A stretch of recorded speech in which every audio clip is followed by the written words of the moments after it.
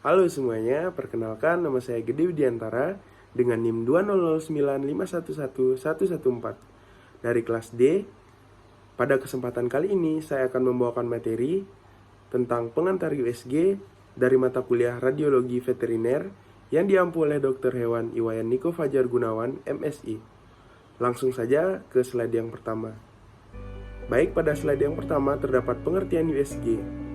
USG atau ultrasonografi merupakan suatu alat penunjang diagnostik baik di bidang kedokteran ataupun kedokteran hewan sebagai sarana pencitraan untuk mendiagnosa suatu penyakit. USG mentransfer energi dari daya output mesin ke lapisan-lapisan tubuh yang diperiksa. Alat ini juga dapat mendeteksi organ dalam, otot, struktur organ, dan tulang, serta adanya gangguan patologis.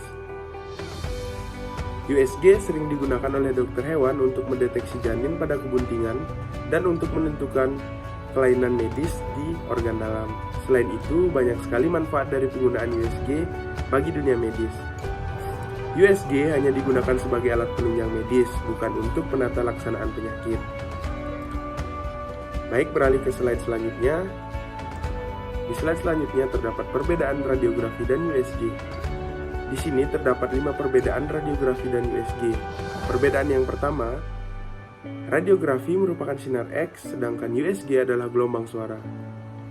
Yang kedua, radiografi memerlukan media perantara, sedangkan USG tidak. Yang ketiga, radiografi menimbulkan radiasi dan invasif, sedangkan USG tidak. Yang keempat, kegunaan radiografi untuk tulang dan jaringan lunak, sedangkan USG untuk jaringan lunak dan struktur internal organ. Dan yang kelima, pembacaan radiografi itu secara dokumentasi, sedangkan USG secara real time. Beralih ke slide selanjutnya. Slide selanjutnya terdapat karakteristik gelombang suara.